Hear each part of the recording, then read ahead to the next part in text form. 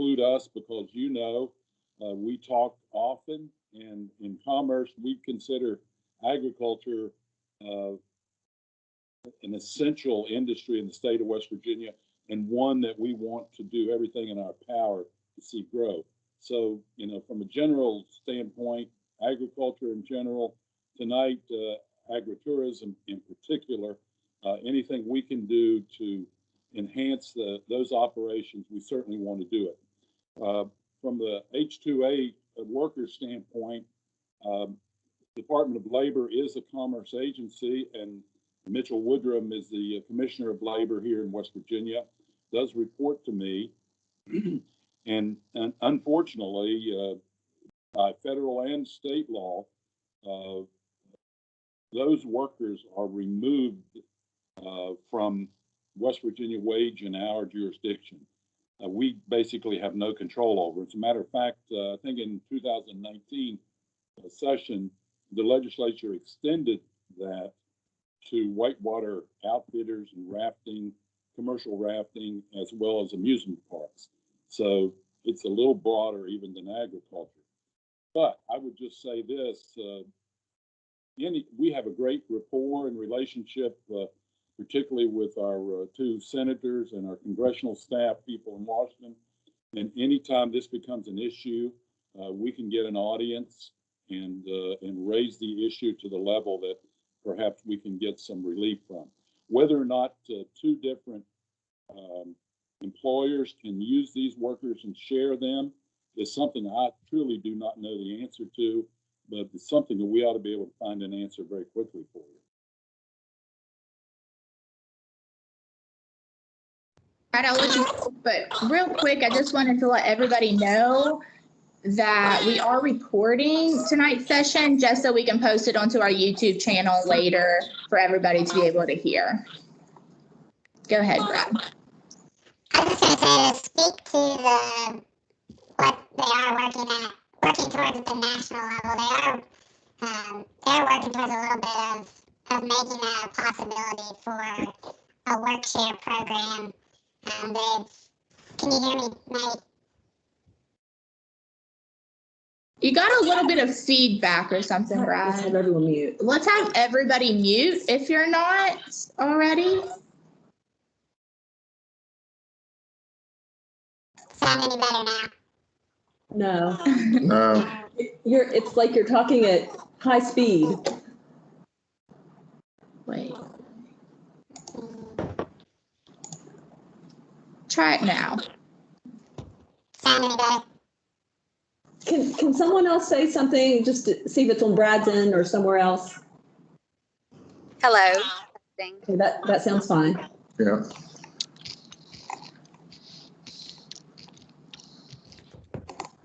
Let me see. I can try to call in real quick and.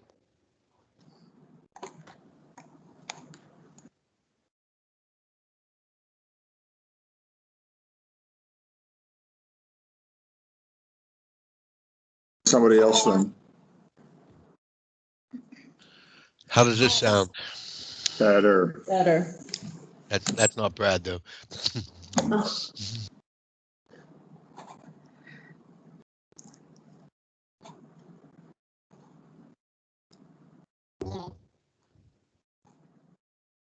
try. I'll try to restart this real quick and see if I can make it better. Gotta be his. It's got to be his end. Yeah, it's got to be. Does anybody else have any discussion on H-2A workers, or are there any producers that maybe deal with H-2A workers already? You know, there's obviously going to be a. Am I on? Mm-hmm. There's obviously going to be a need. I mean, just looking at some statistics that I looked up, by 2026. Nearly 25% of the U.S. workforce will be 55 and older. The agriculture and food sectors hold more than 21 million full and part-time jobs, and that number continues to rise annually.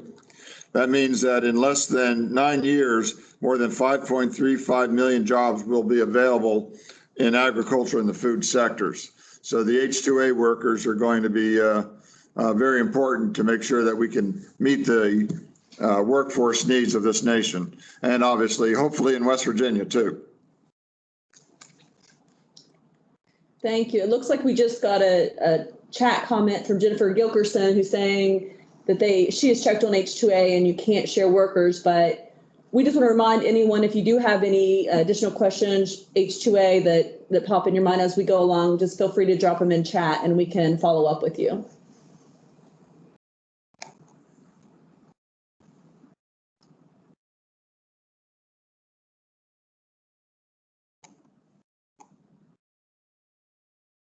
All right, go to the next one. You want to move on? Yeah.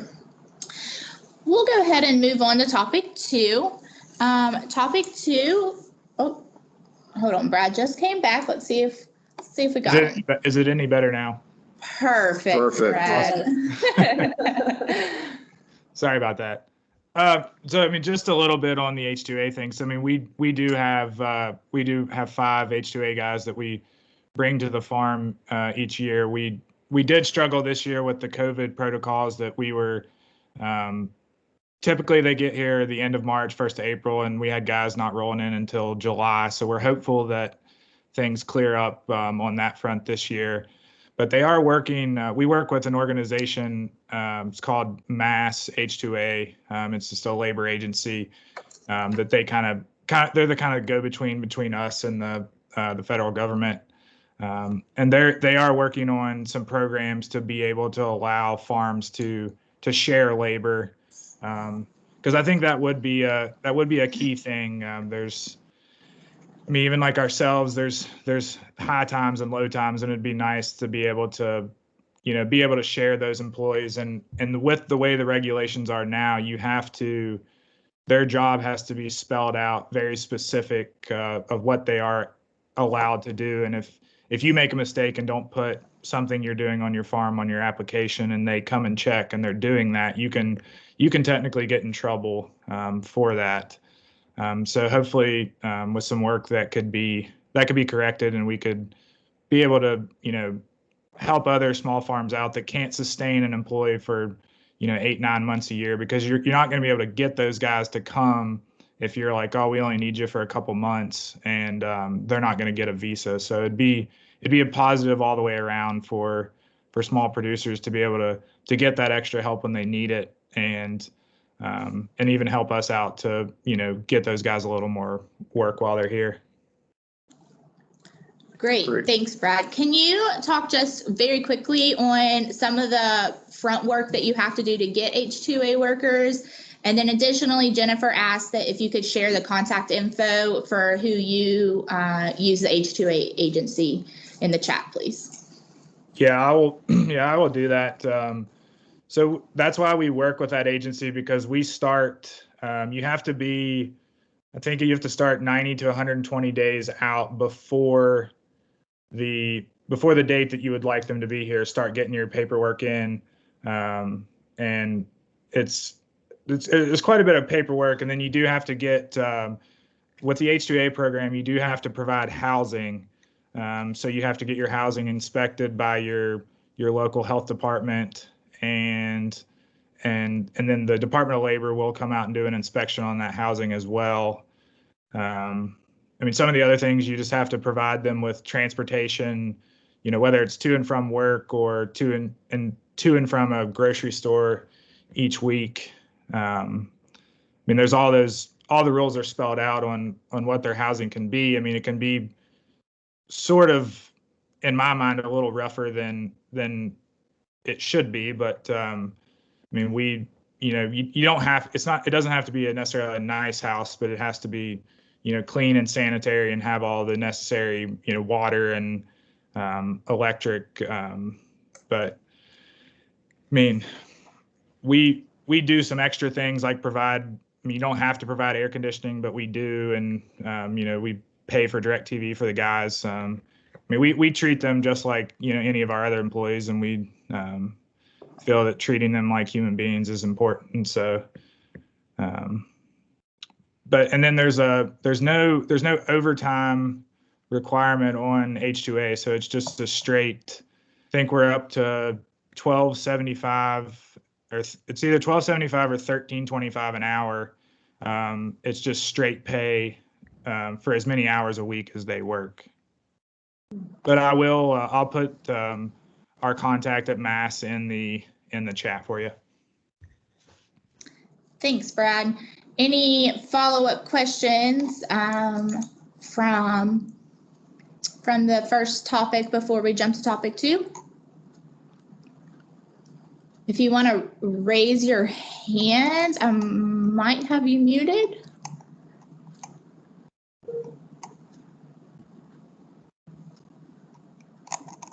Okay, Eric, I see you. I'm coming. I'm finding you.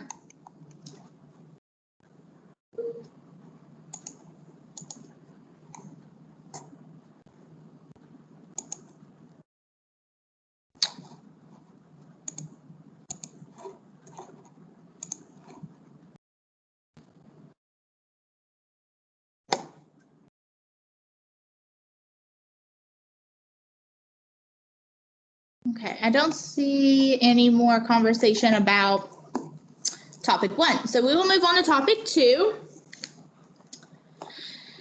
Topic 2 will direct towards Commissioner Ruby. It has to do with CBBs and help with marketing small farms and areas that work together for a light goal to promote an area that involves around destinations. For instance, the Elk River, New River, or Monongalia Forest. It was also explained that DMOs were, they were curious to see if there are any DMOs in West Virginia, and would this be an asset for those areas that are focusing on large areas rather than just a county. So Commissioner Ruby, if you would please explain the difference of a DMO and CVB, or the similarities, and just how we can advertise together. Sure. First, I just want to say thank you all for joining, and thanks for having me. Commissioner Leonhardt, you've done a great job of really shining a spotlight on agritourism. I think that people knew a lot about agriculture and they knew a lot about tourism, but you've really helped mold those two things together and create this new up and coming industry. So I want to really thank you for your partnership. Thank you. So, you know, if you look at tourism as a whole in West Virginia, tourism is about a $4.6 billion industry. We generate about $500 million annually in state and local taxes. So my guess is every single person on this call knows something about tourism in their area. The great thing is over the last 4 years, we've been able to heavily invest in the tourism industry, much more than we had in recent years. And we're seeing growth in all 9 regions and in nearly every single county. Certainly, agritourism is an important component of that industry. If we look at the different sectors within tourism, it's one that we think has a lot of potential, and especially a lot of potential post-COVID.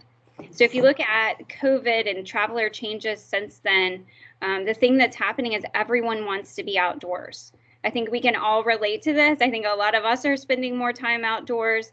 If you tried to buy a kayak or a bike in West Virginia in the last year, you know they're not available anywhere.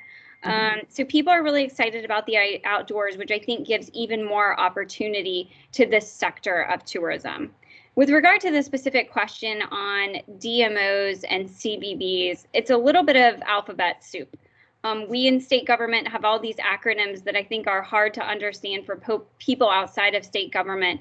But just to break it down, a DMO is lingo basically for a destination marketing organization. A CVB is a Convention and Visitors Bureau. There's not much difference. A CVB is a type of destination marketing organization. They're representing a county level. There are other folks at the state level, like myself. Our office is a destination marketing organization. And then there are county and regional groups that may not fall into that CVB area, but do fall under the definition of DMO. Regardless of what you are or where you are in West Virginia, our office is interested in trying to help promote you. So my guess is whoever submitted this question was probably looking at our website and looking at the Cooperative Advertising program, because I think those terms are used in code. But that is a program where we offer a dollar-for-dollar match on any advertising. It's to provide advertising assistance to businesses. Because of COVID, we've actually increased that from a 50% dollar-for-dollar match to an 80% match. And you may be thinking this is much higher level advertising than maybe my farm is doing or I'm ready to do right now. but I'll tell you that we have advertising opportunities as low as $50 and $60. So if you don't know about our cooperative advertising program, I will share my information in the chat window. My email's also on our website. I would love to talk to you, but just generally speaking, our office oversees the brand strategy for the state. So not only can we help through that one program, but we can also help if you need photography at your farm or at your business. If you're interested in getting on our website, if you're interested in having us promote your events, there's a multitude of things we can do on the marketing side. So we're happy to talk to anybody about those. But back to the original question, DMO, CBB, not that much difference, and we're happy to help both.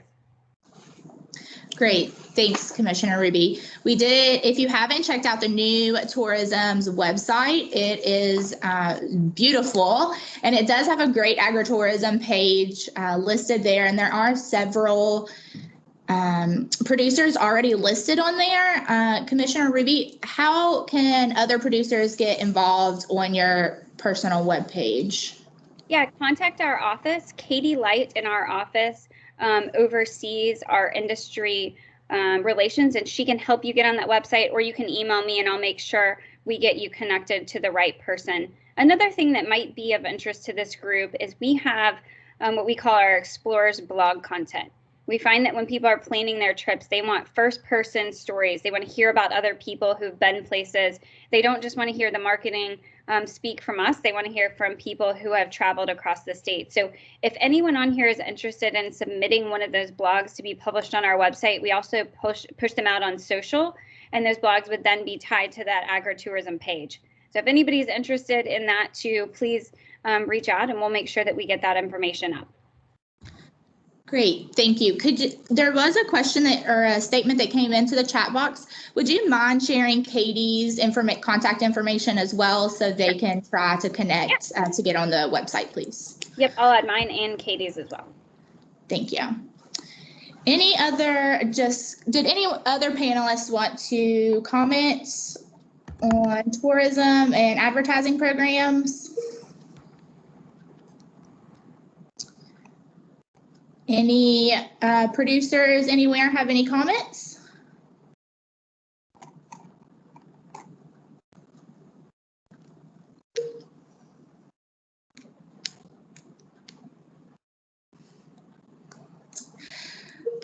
I think there's a collectively.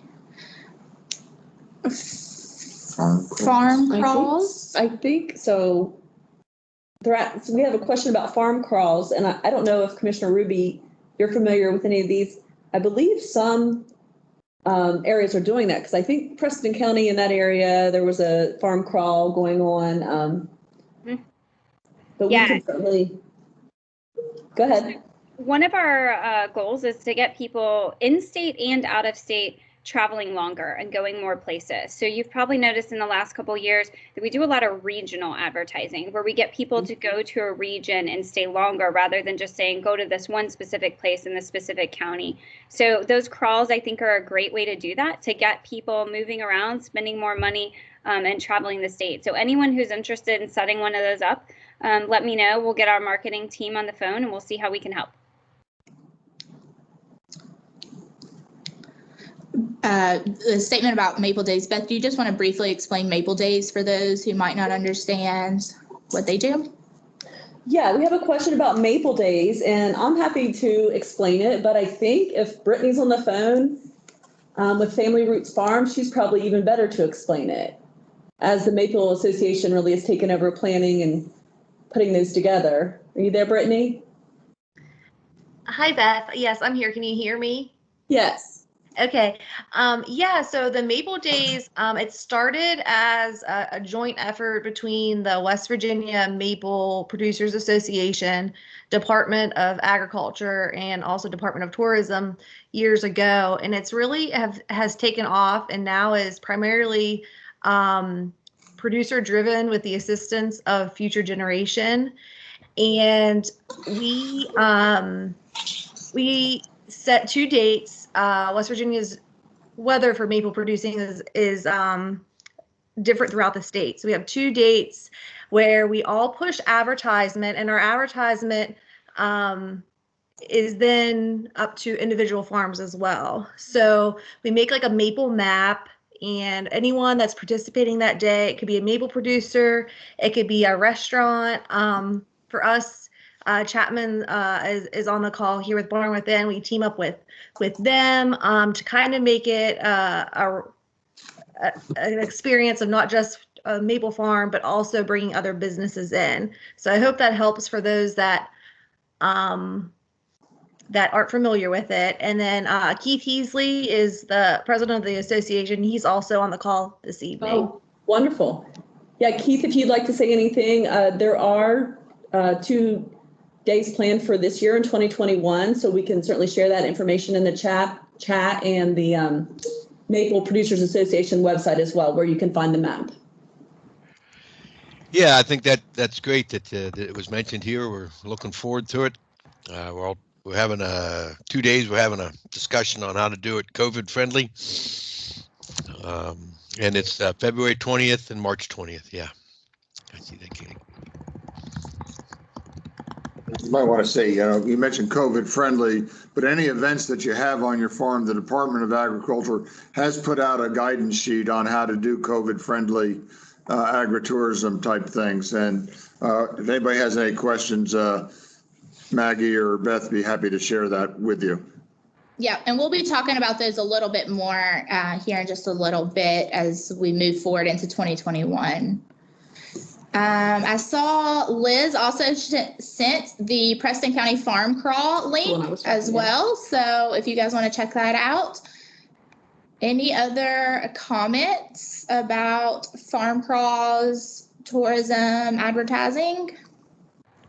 Chapman, I saw that you joined us. We are very appreciative of you. I did introduce you a little earlier, but as always, if you have anything to say, feel free to pipe up.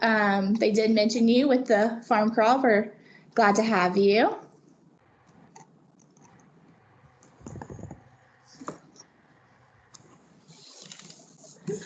All right.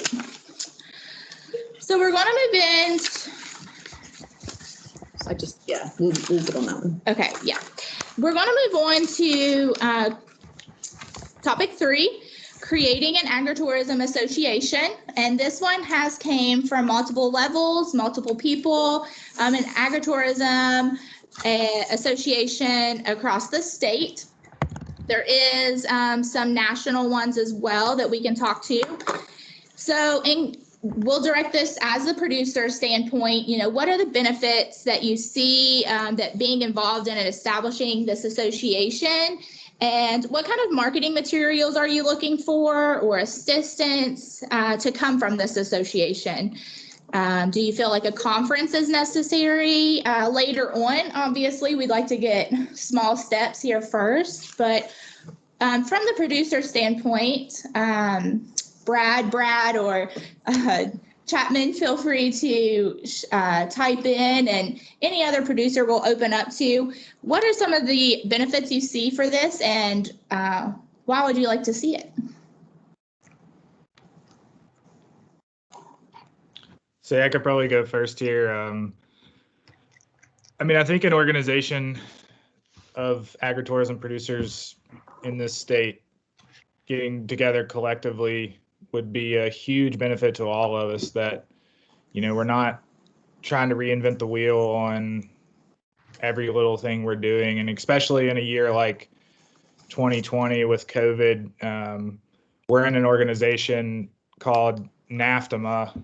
It's the, and I'll put a link in the chat to their website, but it's an organization of farms from all across the country and Canada that come together, and they have a conference each year. This year was virtual, but there's a very active Facebook group, and there's tons of webinars and roundtables and everything throughout the year.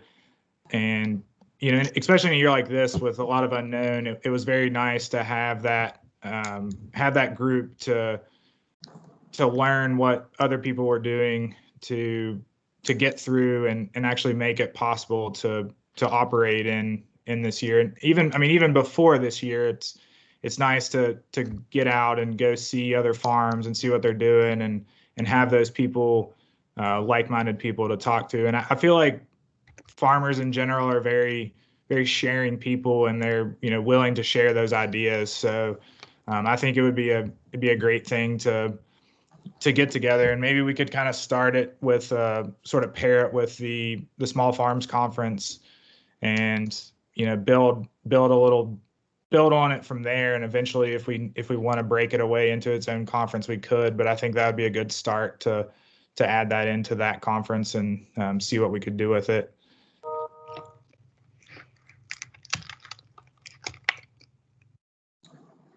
And as far as marketing wise, I think that would pair very well with the department and tourism.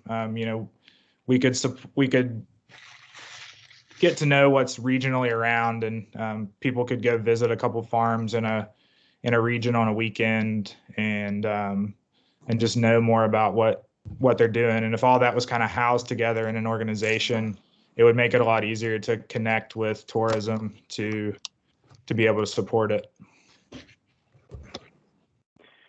Yeah, this is Brad Glover. I agree with that. I mean, I think getting people together is never a bad idea to share those like-minded ideas, and creating that culture of people helping each other, trying to figure out different solutions that are working in their area to bring it to other areas around the state. Agritourism is such a unique opportunity for the state of West Virginia, kind of across the board, and I think having that focus and having that organization would be a really big benefit, so people could share those collaborative ideas. Thank you, Brad and Brad. Chapman did pop into the chat box there and just says, promoting local and regional activities while supporting local farmers. Bed and breakfasts around the country increasingly recognize guests want to know, 1, where our food comes from, and 2, attend any activities and visit local farms. Yes, we need an association. It's a win-win, and we create economic development. So for those of you that didn't know, I didn't mention it in his introductory, Chapman currently serves as the West Virginia Bed and Breakfast Association president currently. And then Brad as well, didn't mention it, but just got voted on to the board for the NAFTMA organization that he mentioned. And that is a national association that deals with agritourism. I've seen that organization firsthand, and it's definitely something to strive for here in our state. We definitely love to get something at our state level pushing forward. Commissioner, do you have any comments on that? Yeah, there's, having been a former legislator, and the Commerce Secretary was, Mr. Gaunch was a legislator, and we have Senator Rucker there. We do listen to those associations when they come into our office about pending legislation that could affect you, whether it positively or negatively. We want to, sometimes in the legislature, it's what you kill as much as what you get passed as well. Any of my fellow former senators or want to say anything about that? Yeah, this is Ed again. You're right, Kent. Just having an organization speaking from one position, having somebody express that to legislators is very important. I learned during my time in the legislature, when I started, I used to think lobbyist was probably a bad word, and I'd never want to be one of those. But the truth is, they serve a really valuable purpose, and they express the needs and desires of their membership, and legislators do listen.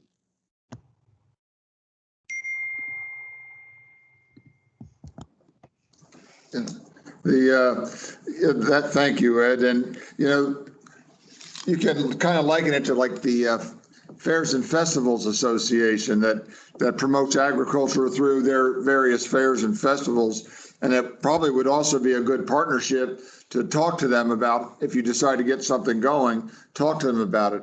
And also, we're also promoting West Virginia Grown. That's another way to get the name out and promoting. We're really working hard within the Department of Ag to promote that West Virginia Grown. And I think it's been paying off in a lot of areas. So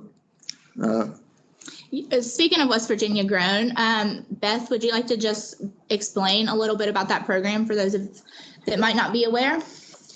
Sure. If you're not aware, West Virginia, and we hope that you are, but West Virginia Grown is our branding program through the Department of Agriculture for agricultural products. But that includes, at this point, operations like agritourism operations. So we have been working very hard on it. We rebranded the program several years ago. And when we did that, we started from scratch. We kind of, everyone had to re-sign. We want to make sure people want to be in the program. We added new benefits.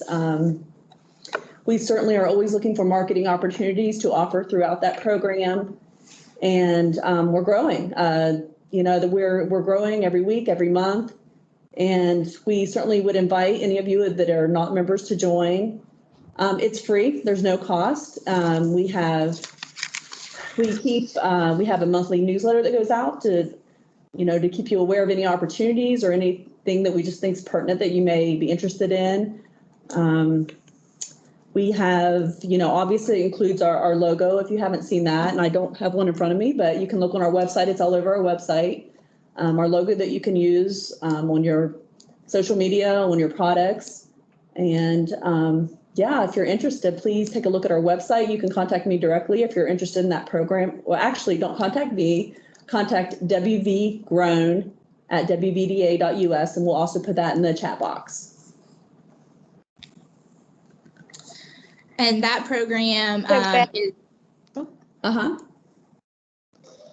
This is Casey. I was just going to add in that we are printing our first annual directory for our West Virginia Grown members now. Commissioner will release that in the next week or so. So those are small advertisements that have been developed for each of those businesses in the program. And soon to be followed up by West Virginia Grown featured video. And each of those videos for West Virginia Grown will feature a different member in those. So some added marketing benefits there as well. Yeah, absolutely. So look forward. We will have, like Casey said, the printed directory very, very soon, probably I would say next week. So if you're interested in one of those, just please also let us know that. And the videos, we're starting the video campaign in probably a couple weeks. So definitely look on our social media and such to check those out. Yep, you read my mind, Casey. That's exactly where I was heading with my comment.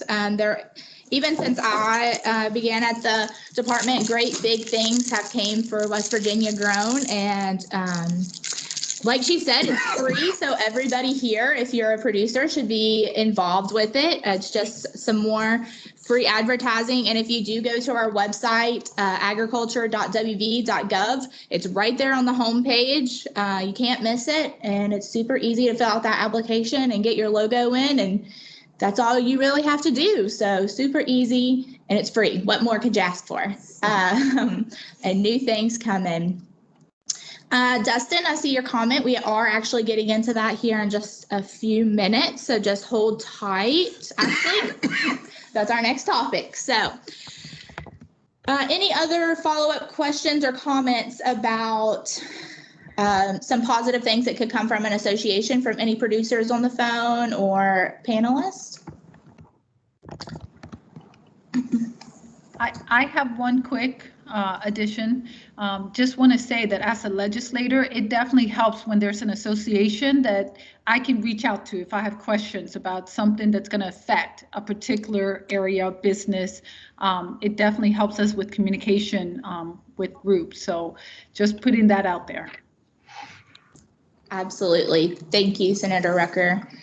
I'm not sure if Dee's with us tonight from WVU Extension, but I know that this is also something that she is working towards in partnership, trying to just create and get our feet under us for an association. Dee, are you with us this evening?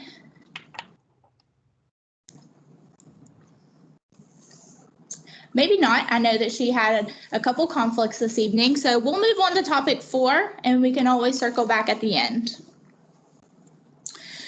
Topic 4 is discussing insurance and liability that is currently available for agritourism producers. So what kind of insurance and liability protection is currently established for agritourism producers?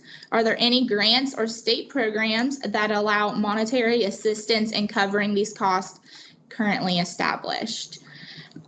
Producers, would you like to talk a little bit about your liability? Brad Glover, I know you're a cidery, but talk a little bit about your end, and then we'll bounce around.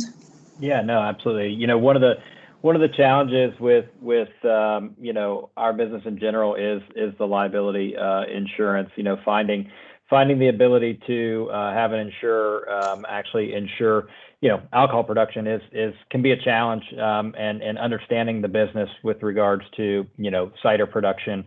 We actually recently launched a distillery as well, and it's just I think it's just more navigating the resources that are out there to find the liability insurance. And as we work with farmers, or as we think about, you know, agritourism opportunities on farms that we're associated with and that we work with, you know, finding, you know, helping them identify liability insurance partners is something that can be a challenge. You know, we talk to farmers a lot about utilizing their farm for different events and things like that, around bringing people to the farm and showcasing what they do with regards to whether it's apple trees or corn or what have you. And, you know, having a centralized resource for small businesses for agritourism liability insurance would be really helpful.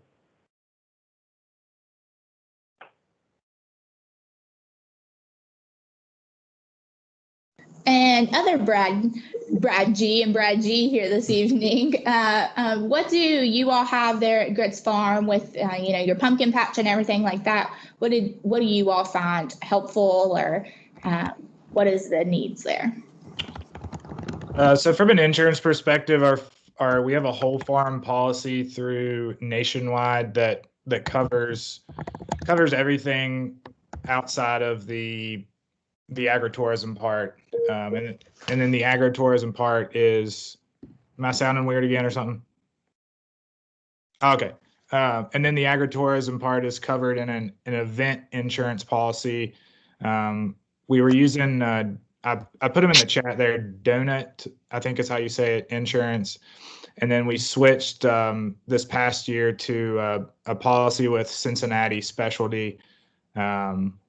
And that just covers and you can set it, like if you have an event, like if you have say a U-Pick strawberry patch and you want to get that insured, or a seasonal thing, you can set it for the perimeters of your seasons, and it's something you don't pay throughout the year, and it gives you quite a bit of coverage. I mean, it can be fairly expensive. They kind of base it off of how many people you're going to have on your farm. We were fortunate enough in West Virginia, I do believe it was 2 years ago, that the legislators passed a agritourism liability law to help reduce some of that risk to producers of bringing people on your farm.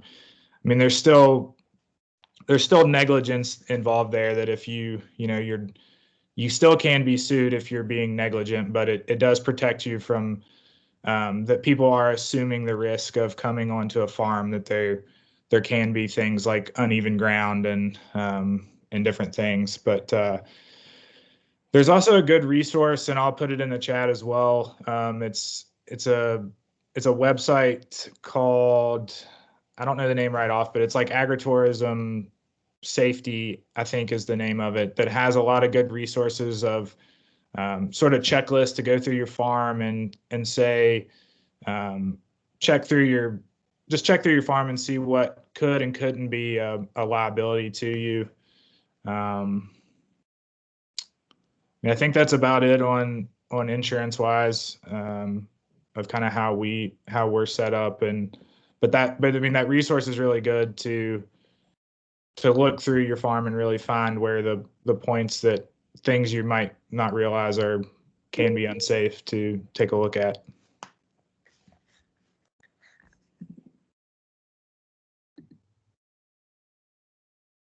Thank you, Brad. And Brad, I want to say we're lucky to have on the call with us tonight is Senator Rucker, who is the lead sponsor of that bill Brad just mentioned. Senator Rucker, would you like to talk about that a little bit and let them know who you were? I don't want to sound like I'm anyway taking credit. Of course, it got passed by the legislature, so we got a majority of the legislature who supported it. But I will say that I'm glad that it has helped, even if in a little way, and I'm glad that to be able to encourage agritourism and whatever needs to happen. And I'll just go ahead and say this, anything that we can do to help in the future. I have basically, asked the Department of Agriculture to please let me know about the needs and what we can do to expand agritourism, and I'm willing to do whatever I can. I fully support it. So thank you. And of course, I'm very grateful to be part of this panel, and I'm learning a lot. Thanks. Thank you, Senator. Thank you. I see that Eric, I think, raised his hand. Eric, are you there? Hi, can you guys hear me? We can, thank you. Hi, yeah, my name is Eric Blend. I'm a owner of a small farm here up in Wheeling and a current market manager of the Highlands Farmers Market that sets up at Cabela's. This past year, I found out that I tried to reach out to the Department of Transportation regarding some farmers market signage along the interstate, and I found out that West Virginia has some pretty stringent rules regarding that signage. It says that a business has to be open a minimum of 6 days a week and a minimum of 40 hours a week. And so I looked into it. Driving through other states, I've seen farmers market signs, and I think that'd be something that would be really helpful for farmers markets, and especially a lot of people with your value added goods and people trying to get those businesses started off, is to get some legislation passed so that we can have a program where we could get some signage on interstates. That would as people are driving through, show them that there is farming going along here, and so thank you.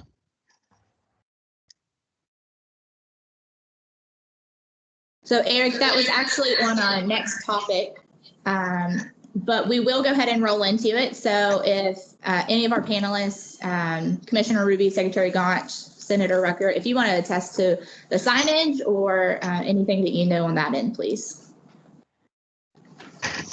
Well, just to be back up to the insurance, just an FYI for a minute. The insurance issue is really another reason to get together in an association. Associations have better buying power usually, so that's one thing to point out to the producers. Another advantage to being part of an association, and sometimes can buy those insurance policies for its members a lot broader coverage and cheaper often than an individual producer can on his or her own. And then lastly, I would mention that the state of West Virginia does have the Board of Risk and Insurance Management. We refer to it as BRIM, which not only insures state agencies, but it's also available to nonprofit organizations. So any nonprofit organization can avail itself of that insurance policy that's offered by the state. You find that premiums are very competitive and the coverage is very broad. So that's just an FYI for the future.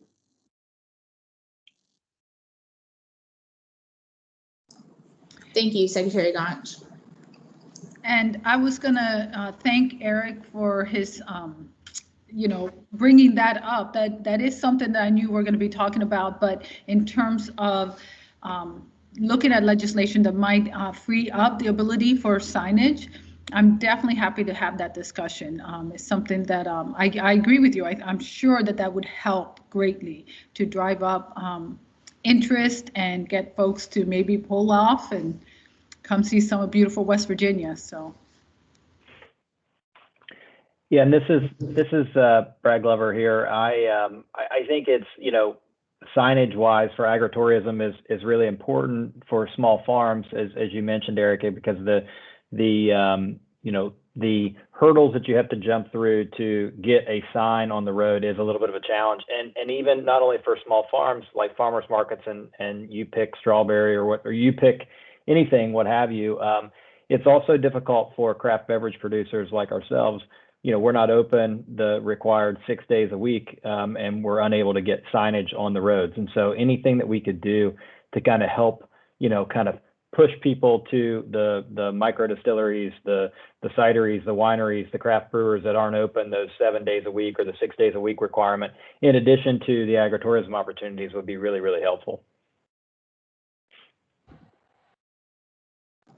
So I can jump in here too. I get a lot of questions about signs in our office. And of course, being a state where sometimes there isn't great GPS service or there isn't cell service, it's even more important than I think in other places that we have the signage and that people know what's where. I'm happy to set up a meeting with the Division of Highways and Senator Rucker and whoever else wants to be involved. I know that a lot of the guidelines are federal guidelines as far as what can go on those different signs. However, I will say they've been really flexible in working with us to try to find creative ways to make sure that those signs are doing what we need to do. So those of you who are interested in talking about signs, if you just want to drop your name over here in the chat and then in your email address, I'll set up a meeting where we can have a conversation with DOH and figure out, what are the hurdles that we need to get over here. And then, Senator, if there are hurdles that we can't get over through policy-wise, we will see if maybe you can help us out on the legislative front. One other thing I'll note here, too, I think that the signs are really important. But if you don't all have business listings on Yelp and Google and those places, too, please make sure you do that. It helps in search engine ranking when people search for your business to find you. Same thing with getting on our website. Our website is ranked really high as far as SEO goes, so we're going to come up in those search results. So as many places as you can get where you put your address, it'll help you. So if anybody needs help or advice on any of those things, our team can help as well. But anybody who wants to be in a meeting about signs, if you'll just drop your email in, I'll circulate an email later tonight about that, and we'll make sure that you guys get the help you need. Thank you, Commissioner. Appreciate that. Sure. Yes, thank you. Any other comments about, we'll circle back also to liability and signs. Do any producers currently have signs that were able to jump through the hoops to be able to have those for your seasonal operations or farms? No. Yeah, we did get signs a couple years ago, and I do remember it being one of the kids that worked for us. It took him a couple months to finally jump through all the hoops. I still have all the paperwork at the farm, and I could circle back to that. And I would love to join your meeting on trying to improve that, because I do know from my travels around, especially Michigan would be a good example of a place we could look at, because Michigan is fantastic with their signage off every little turn where there's a farm. They do have that signage up there, and I feel like they even had a little blurb on it that would even state the seasonality of the business of open April through October or something like that. So maybe that's something we could work to do. Their signs also say Pure Michigan on the top. So this is the Michigan sign policy. I agree with you. We need to work towards that. So we'll help you guys get there. Our meeting has just become wholesome there. We really appreciate it. Thank you, guys. Any other, if you missed it, if you're interested in those signs for the highways, be sure to drop your name and email address so Commissioner Ruby can reach out to us. It's building. Lots of eager participants. All right, we'll go ahead and move on to topic 5, crops and educational opportunities. What opportunities are there currently to help aspiring agritourism producers in planting crops that will draw agritourism? How can we learn about what is needed crop-wise, what it takes to grow that crop, or help with pesticide or soil information and testing. Commissioner Leonhardt, would you like to start this one? Well, sure, I can start one. I can do the easy part of it first, pesticide and soil information. Obviously, you can contact the Department of Agriculture. We register the pesticides within the state of West Virginia, and our plant industries folks are pretty good at giving advice and things of that nature. So you can contact, you can go through agribusiness development, get hold of, Maggie or Beth, and they'll make sure you get connected with the right individuals in the department to help with pesticides. And WVU Extension, I know, does a lot of work with the soils and what you need in your soils and soil testing. They take samples. You can get them samples and they'll do testing. We do a little bit of that over on the Eastern Panhandle side of things as well. So there's those resources are available. That's the easy side of it. Choosing what you're going to grow is a tougher one because that's part of your business model. What are you trying to attract somebody to do, and at what season? Pumpkins are in the fall, and other crops are earlier on. And I would love to see a garlic festival in West Virginia. I went to one in New York, and that thing was packed. And I never knew there were so many different types of garlic out there. And everybody was still staying close. It was before COVID, even despite the smell of garlic. But I'd love to see something like that get started here in West Virginia, where we have a type of a product that is that becomes popular. And I know everybody's doing everything, but that's a business model thing. And, grits, you guys have been kind of the pioneers in this. So I think, I'd rather listen to what you have to say than what I have to say on it. Yeah, like you said, I think it is part of your business model of what you do choose to grow. I'll reference NAFTMA there, that we do get a lot of our ideas and information from that group. There's people doing, lavender festivals, and that's where we got the idea of doing a sunflower festival. Just looking around the country and seeing what people are doing is a good place to start. But then identifying your area, what you can grow. We would love to have a U-pick strawberry field out at our home farm, but we don't have the access to water to water those, so we don't do that there. But yeah, there's a lot of information out there on the internet of how to grow any crop, or some of it's trial and error. I wouldn't go plant 10 acres of pumpkins the first year. You might want to start a little smaller and kind of figure it out, and then kind of go from there. Good advice. We've seen that in other areas where people have gotten too big too quick and until they actually know what they're doing. But that's great advice. Farm to table dinners, and Commissioner Ruby, if you could talk to that a little bit. If we can get somebody to stay a little bit longer because they want to go to that restaurant that's doing locally grown foods. And when I look at the millennials, they really are interested in what they're eating and their foods. And if we can create different venues, they're tired of the chain restaurants, and all those type of activities help the West Virginia farmer because then they can sell to that restaurant and all. So do you want to address that, Commissioner? Sure. Oops.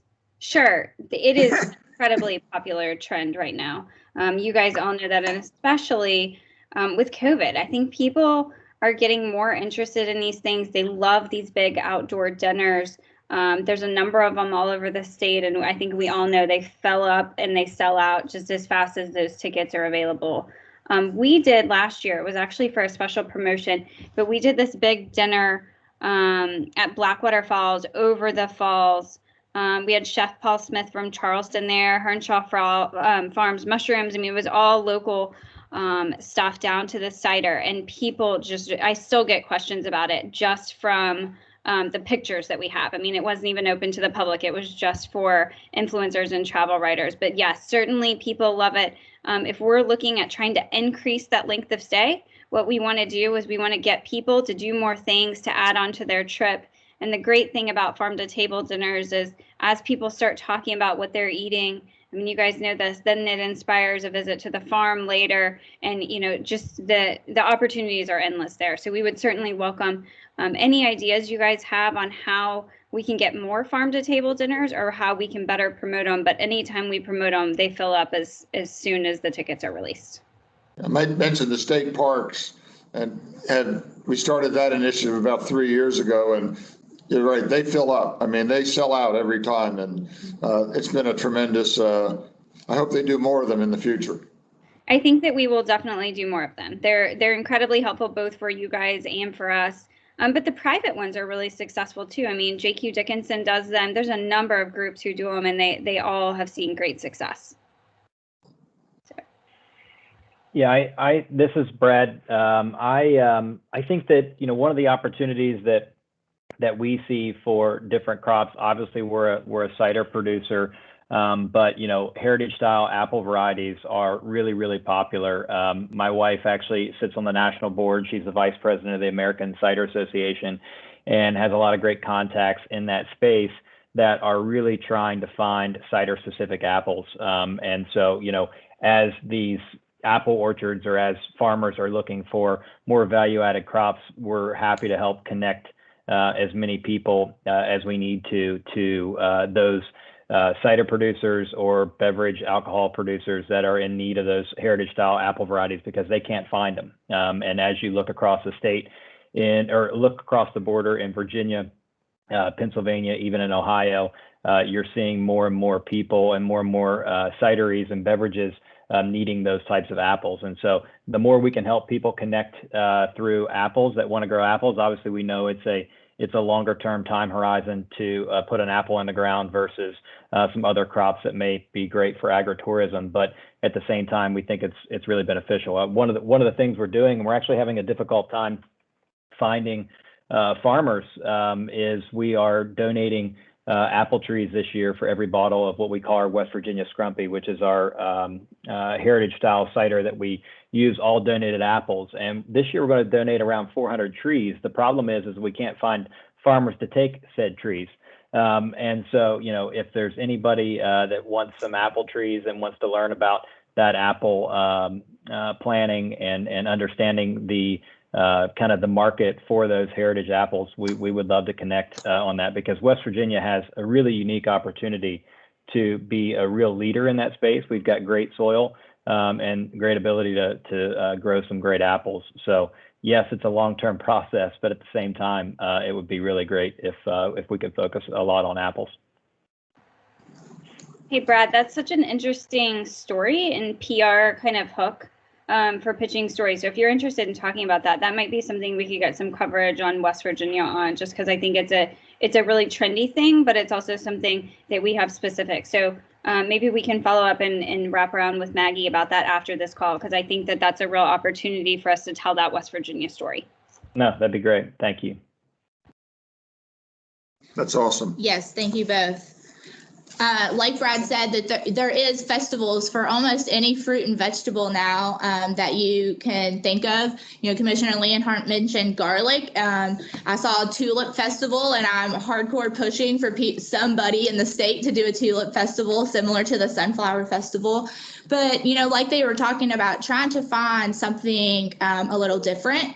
West Virginia, we do see pumpkin patches and Christmas trees, and we are seeing more U-pick farms and strawberries and blueberries and things like that. But, you know, that I haven't seen, if I've missed it, you know, corn, or like Brad said, watermelon, just some different things. So has any other producers seen something pretty unique that could be brought to the table this evening?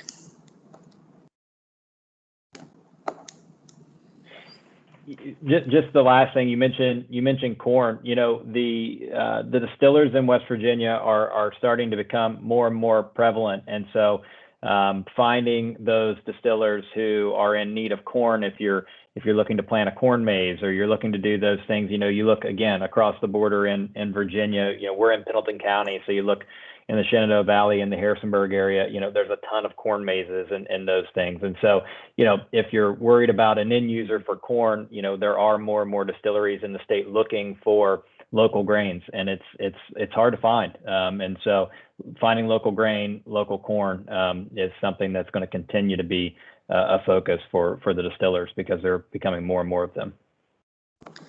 Awesome. Well, there you go, producers that have corn mazes and pumpkin patches. If you need something to do with that corn afterwards, maybe get in touch with Brad Glover there with his distillery, or any distilleries in your area. Good deal. Let's see, local hop. Chapman, I wish you could speak this evening. I see all of your comments, and I hear you saying them in your text here. So Chapman's talking a lot about farm to table dinners. The Barn Within that he runs does do those farm to table dinners. He says they fill up all the time. I've heard great things from the Northern Panhandle. Dustin talks about if he wants to connect, Brad, if you want to connect with Dustin there, and they're working on establishing U-pick flower bouquets and sunflower field. That's awesome, Dustin. I was able to visit a U-pick flower bouquet farm in right on the border of Jackson and Roane County. There's Sweet Violet and Creamery.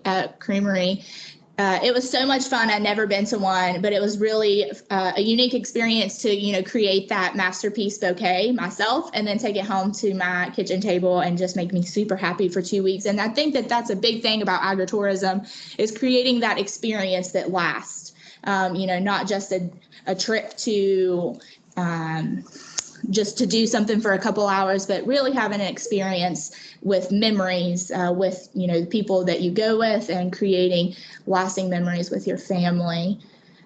Trying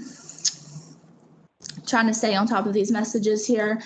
We're on the Mason-Cabell border. Thank you, Justin. And then local art, hops, and live music on farms. Oh, love that idea there, Chapman. Does anybody grow hops in the call this evening, or has looked into that business model?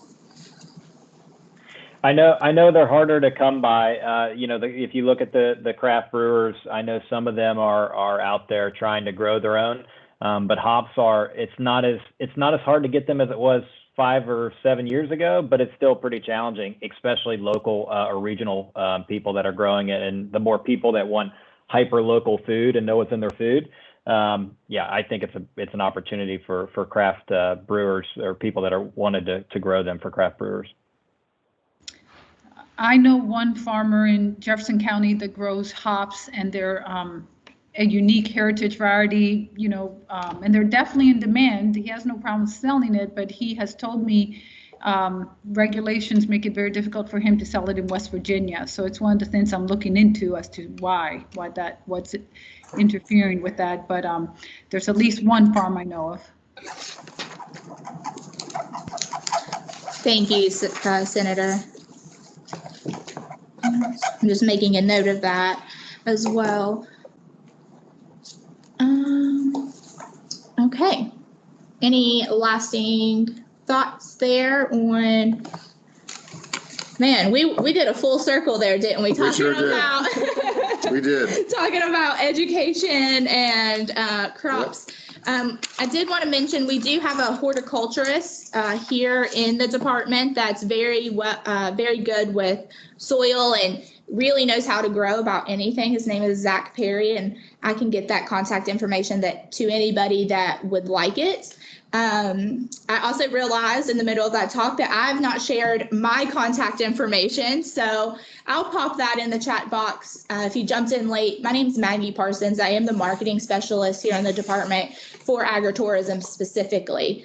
So, and Beth, if you would also put in the agritourism email, it's a little easier to remember than my personal, but you can reach me at either one about any of the topics that we've talked about this evening. I'd love to connect with you all and help you get on your way, connect you with our panelists, or answer any questions that you have. And if I don't know, I promise I'll find the answers for you. We're going to stroll right on down.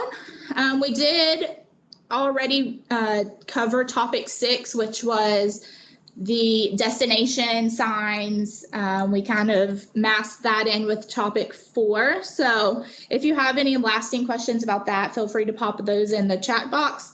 But we're going to move on to topic 7, taxes for agritourism. And the question that we got was, what deductions are available under new administration, and what are some of the changes taking place in agriculture within our state? So I will let Commissioner Leonhardt talk about it for a little bit, and then I'm sure he'll pass it on to somebody else too to talk about. I'm sure I will. Taxes are, one of those things that people don't always like to talk about, but really with the new administration, it's too early to tell what's going to happen in Washington with what's going on there. And, I'm afraid I heard some briefings today about the inheritance tax being rolled back, where they raised the minimum limit, so the family farm could be passed on. I'm fearful that may be rolled back to a lower level and might put some of the farms in jeopardy around the country. But when we talk about some of the tax issues, we talked about we changed the farmland assessment forms. It's all online right now. That's been very successful, made it a lot easier for people to claim their farmland exemption within the state of West Virginia. We do have some issues sometimes. We get calls saying an assessor wants to tax a high tunnel as personal as real estate, and most people that have gone before the boards to adjudicate that have come out very successful.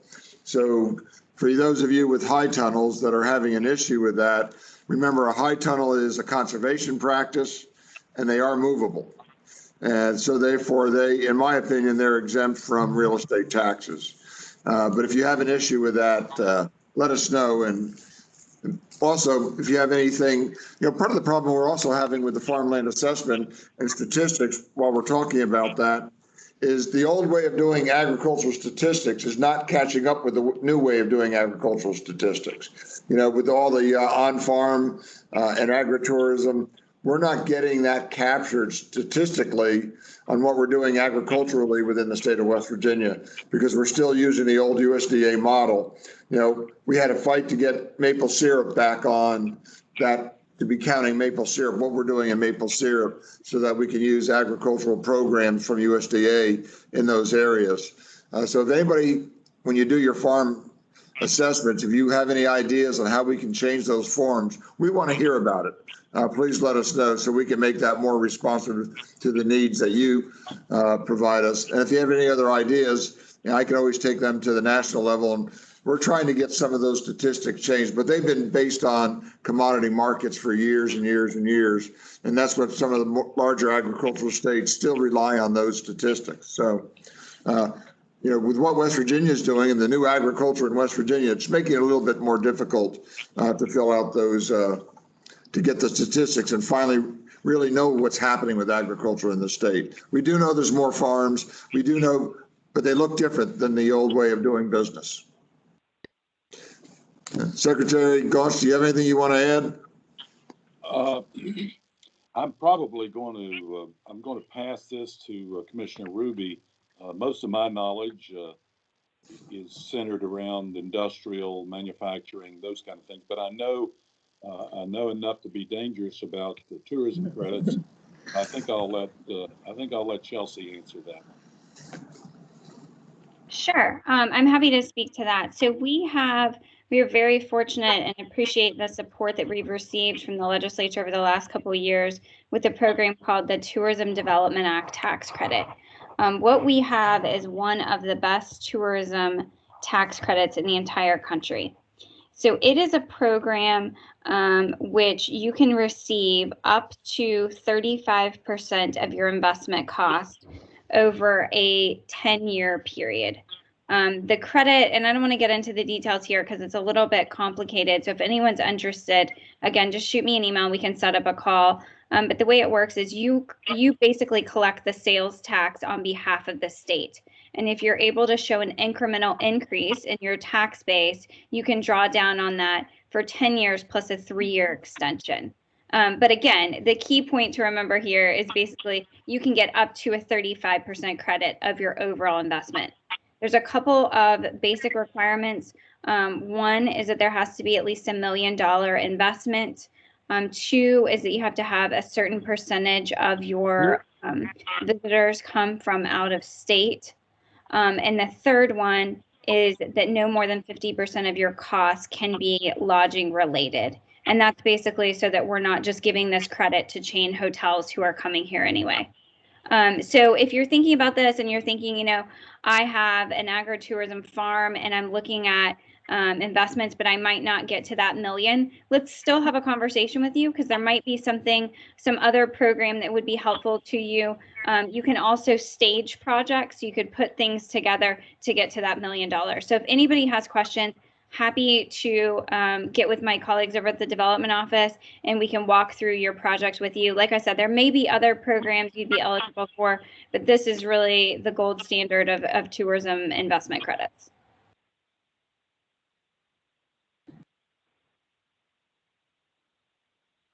Brooke County, I'm struggling with overtaxing high tunnels and other farm related.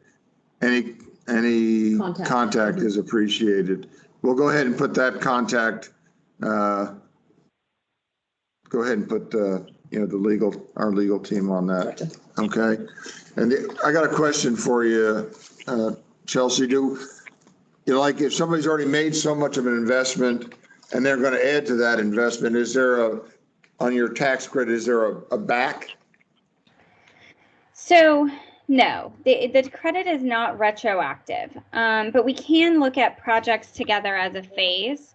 So if you've started on a project, but you still have a substantial left, we can look at that as grouping it together in a phase. So we can look at it creatively, but we cannot just do a look back. So if you've created a project and done a substantial investment, we can't count that.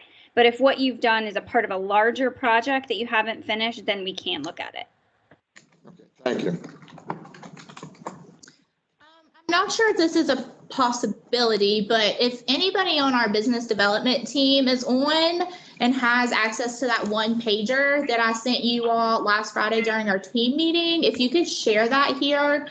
Again, just the one pager PDF about that tax credit from the development office. I think that would be appreciated. I'm not sure that we can attach files on a Teams chat though.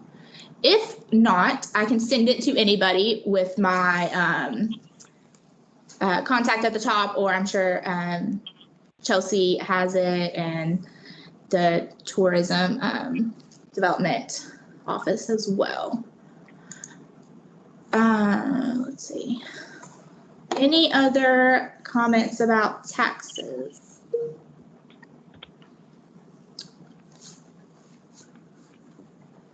Okay, we are getting close to the end. We have one more topic, so thank you, Nathan. So I did want to just mention again, if you have any questions, we are going to have a 30-minute question and answer at the end, open for discussion. So be thinking about those. I think we kind of covered 8 too, I think. Yeah. We did 8. Did we? Right. Just agritourism guidance, COVID. Yep. Okay.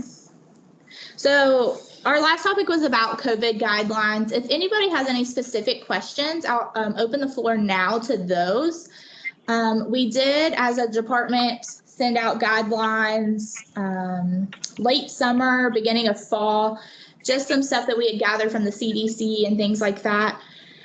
Brad, do you want to just talk a little bit about some implements that you all made on your farm this year, what worked well for you that you could share with the group? Sure, yeah. So, I mean, from that guidance and from, again, leaning on our NAFTMA folks, we capped our capacity each day, required masks in areas of high traffic areas and on the hay rides, put hand sanitizer stations up throughout the farm, and then did timed ticketing. So you would buy, instead of just buying a general day pass to the farm, you would buy, a 10 o'clock, a 12 o'clock, 2 o'clock, 4 o'clock. And we were trying to encourage people we weren't kicking anybody out, but we were encouraging them to try to limit their stay to 4 hours. That way the people would by the time the 2 o'clock people got there, the 10 o'clockers would be gone and so on. I mean, it was just kind of from what we learned, what we kind of came up with. And I mean, it seemed to work well, spaced the crowd out throughout the day. And honestly, even from the other side of the coin on our side, selling tickets online timed like that was beneficial to really know how many people we were going to have on the farm that day, to better staff and everything. So, actually using some of this technology, it seems a little crazy, but it actually has benefits in the end to you, that you can know what you're facing a lot more than just a bunch of people showing up at one time in the middle of the day and people are running around like chickens with their heads cut off. So, and it's just another avenue to get people in and get people, because if they commit to buying a ticket, they're going to come to your farm that day, even if it's for a U-pick operation. And that would allow you to, if you don't think you're going to have enough berries and you're worried that you're going to have too many people come out, selling limited tickets like that, it actually kind of builds the hype that they're like, oh, I better get my ticket. So it can be a beneficial marketing tool for you as well.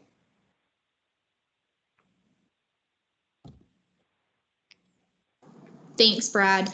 I know that we really we're just in a time of unforeseen circumstances, and I think that the agritourism industry as a whole really did a phenomenal job this year of adjusting and adapting to new protocols and changing business models and strategies, and just really kind of adapting this year. But like Brad said, those ticketing and a couple of the other technologies, I mean, look at us tonight. We're all over the state of West Virginia and being able to talk to each other. And, before we would have sat around the table in the same room, which we would have liked to done tonight. But this is just so convenient for everybody's lifestyles these days.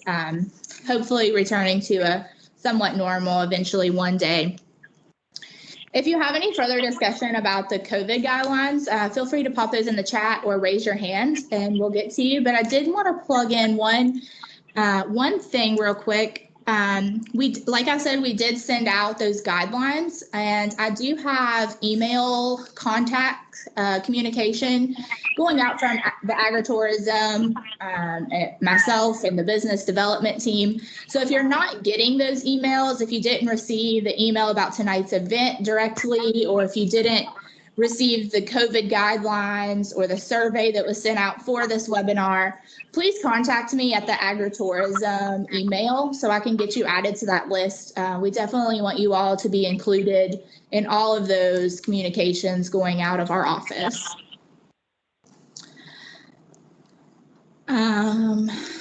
Not seeing any hand raises. So we do have one last topic, and that deals with some local meat and selling options around the state. The question was, are there any ways to get around needing to have the West Virginia Department of Ag inspection for meat with issues of bottlenecking and high demand that we saw all over the state and country this year?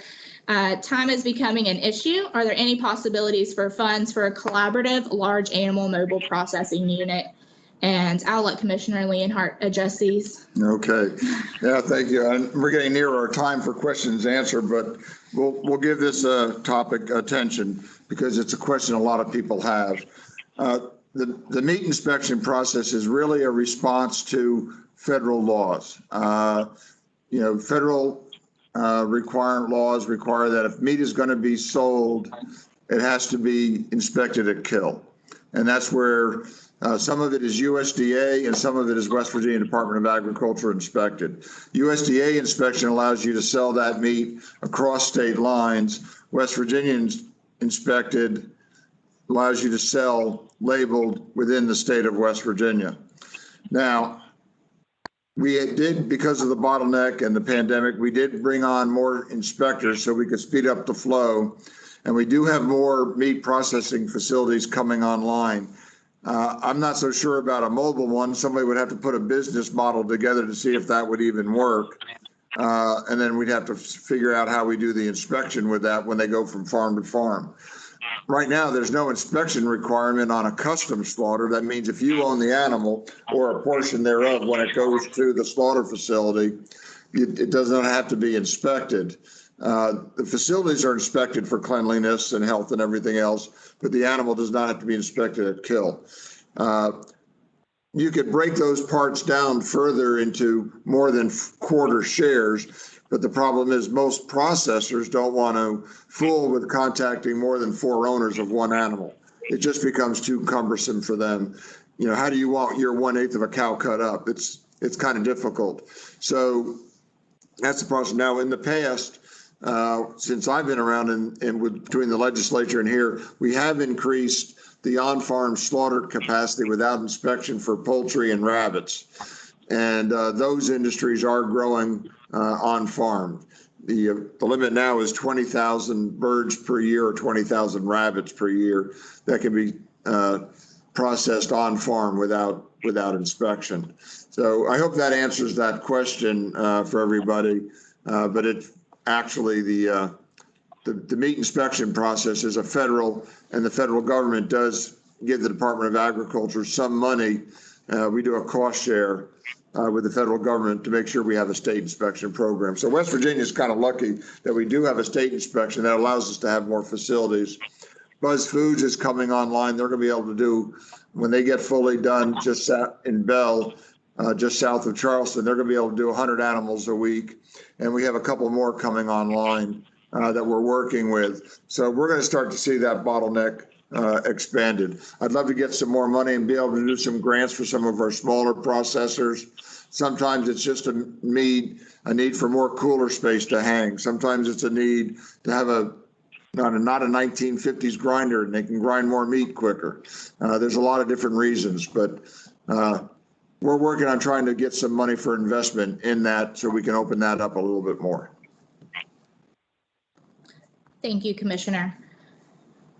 There was a comment that came in that just says that the mobile processing units can be certified by either the state or the United States Department of Agriculture.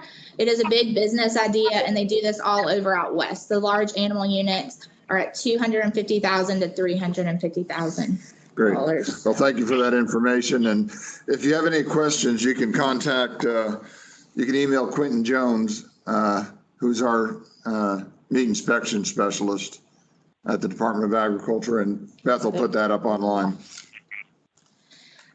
I see a couple questions coming in, but as we just allow you to type in those last questions, I wanted to give a couple updates from our WVU Extension Agritourism partner, Dee Knight. I'm not sure if she was ever able to join us this evening, but she did want me to let you all know that the West Virginia Agritourism Initiative 2021 is the risk management and business planning training and networking opportunities for agritourism operators and related small businesses. Kickoff for that course is going to be April. So if you'd like to be connected with that, you can shoot me, just drop your name below, please, with your email if you haven't taken that course. The sign that Senator Rucker was referring to earlier, I believe does come out of that course for free. Brad, give me a head nod if I'm right? Yeah, that's what I thought. She does a fantastic job with that. And it usually sometimes connects into the small farm conference to try to get some names from there. Also, the West Virginia Food Finders Map helps the producers and agritourism operators to market their products and offerings and help families across local and regional farm products in their local community. That map is located at, and I'll put this link in the chat box. It's on the WVU Extension page. She is also looking for advisory council and cluster projects. So we'll drop her email in this chat box. But if you're interested in either one of those, be sure to reach out to her as well. And Chelsea, when we work with those cluster projects and things like that, we'll definitely loop in Dee as our WVU extension partner. Okay, so we're going to open the floor now to questions. So we don't have everybody trying to talk over each other. If you could just raise your hand if you have a question for any of the panelists. Open question to the right floor. there. What counts as a cluster project? The cluster projects are working with other agritourism operators and related businesses in your area for some summer or fall activities, such as the farm crawls that you all were talking about before. Maybe it's, visiting breweries in the area and partnering with local foods and live music, things like that. Similar to what we were talking about before, though. But I did see a question come in earlier, so we'll go ahead and start with that one. Beth, if you'll scroll up so I can read it, about the roads. Yeah. Abigail asks, how do we get better roads to farms? This is one of the biggest complaints for people who come from towns or cities. That's a good question. Well, I think everybody has that same concern, and I believe our government's doing what we can. It's we've got more highways per square mile than most states, and it's a very difficult, and with the terrain and everything else, it's a challenge. And I don't want to ping on anybody. It's just a challenge, and I know we have a lot of hardworking men and women out there on the highway crews trying to make sure that the roads are the best they can be. But the best thing you can do is talk to your local legislator. If you got a particular issue, talk to your local legislator, and they'll look into that particular issue for you. Absolutely. Thank you, Commissioner. Any other thoughts there? Has anybody had any luck maybe reaching a certain person once they try?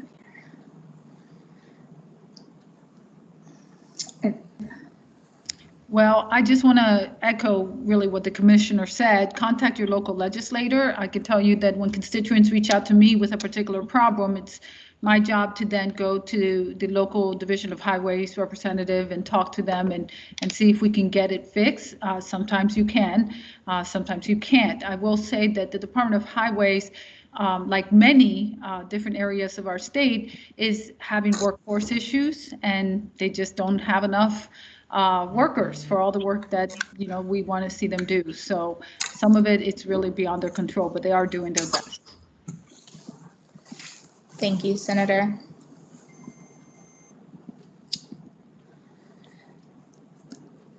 Just out of curiosity, similar to roads, I know that a lot of problems that I've seen as well with agritourism is GPS and then being able to find the farms via GPS. Just quickly pop into the chat box and with your farm name and location, if that still applies to you. Some farms are getting better as more people visit their farms. But I did see, as I was researching agritourism farms around the state, that right on their website it says GPS doesn't work. Please follow these directions, and it's the old school MapQuest directions. So I know that that's a problem around the state, and one that we'd really like to try to work to get solved, to make it, and back to the highway signs as well, to just make it a little bit more easy for our clients to find our producers. I can jump in with a little advice on this one. So unfortunately, there's no quick and easy way to get all these GPS services to change your location. But there's a couple things you can do to help. So one, make sure you change your Google listing, Yelp listing, all of those listings everywhere. In the section where it asks you for GPS coordinates, don't just put in your address. Please do find your actual GPS coordinates and put them on there. If you have it updated and you're still having problems and you're not showing up in the right places, please do send it to me. what your GPS coordinates are and where you're having the issues, we can send it. We've got a contact at Highways that can upload those changes to the GPS providers themselves. Now, I will tell you, I wish that I thought that the next day it would be fixed. It does take some time. But if you are having specific GPS emails, please, or GPS problems, email them to me and I'll send them on. One other thing you can do is the county 911 centers enter that information into a big system that then gets sent up to the GPS providers. So make sure that your county 911 centers know what your GPS coordinates are. That's a good idea. Yeah.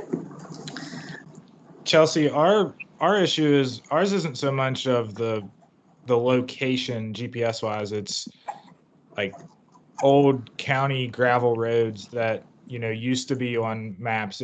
Do you know if that contact at Department of Highways could help us get those like almost removed from those surfaces so people don't attempt to travel them? I have taken the GPS route to your farm, so I know exactly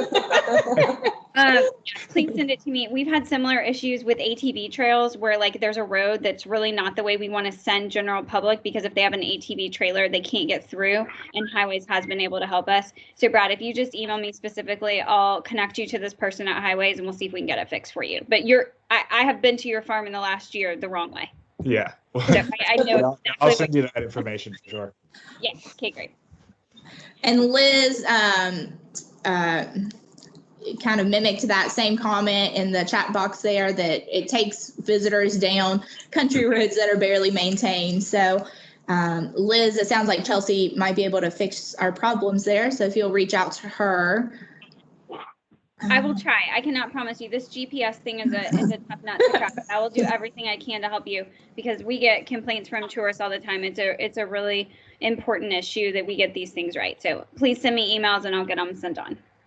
Appreciate that. You would think that Apple would send around people to drive their routes, right? At this point, it's 2021, have a little drone to fly there, to fly their destinations. Yeah. Hopefully soon. Hopefully. And Chapman talks about broadband. He says it's 2021, and that's one of the reasons Chapman can't talk this evening is because his connection. So I think that that's something that West Virginia as a whole is trying to fix. Any senators, commissioners, Secretary Gaunch have any insight on that? Well, yeah, I'd like to jump in on that a little bit. Truly, it is number one on my list of infrastructure things that we need to fix. Obviously, roads are important, water's important, wastewater is important, but in today's world, connectivity really transcends those other things, and we have to get that fixed, which is why we've added an Office of Broadband to the Western Development Office and staff that department and task them with coming up with a plan. We have put literally tens, if not hundreds of millions of dollars between state and federal dollars into this issue. And we've seen some success, but truthfully, we have a lot of room to make up. I promise you, it's number one on the top of my list. It's close to number one on the top of the governor's list, and you will start seeing improvements in those areas, especially in the under and unserved areas. Yes, and I can vouch that it's near the top in the Senate's list of priorities for this year too. Thank you. Anybody else? Can you scroll down one last time, Beth, please? Checking questions here, folks. Chelsea, is the email that you put above the same email in regards to the Department of Highway? Perfect. Thank you. To another location. Our guests coming from the west. Okay. Coming from the west are often sent to another location. Another GPS. Okay. Yeah, GPS. Okay, guys. Well, just wrapping up here this evening. We are a few minutes early.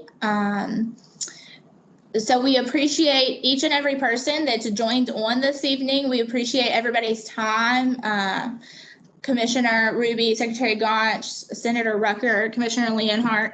We know that the legislative session has pretty much kicked off for you guys at this point this week. So we appreciate your time out of your busy schedules to sit down and talk with us about our industry, how we can move forward together on the same page. And I think that that's what we really wanted to show tonight was the partnership between all of our offices to see how we were working together. So we appreciate everybody. You've been given lots of contacts here this evening. Feel free to reach out to any and all of us with anything that you have going forward. We're always happy to help. If you haven't joined the West Virginia Grown program, I'll plug that again. Be sure to join that as quickly as possible. It's free and it gives you more marketing. Get your name out there to other folks. If you've made connections here tonight, we hope that you cling on to those.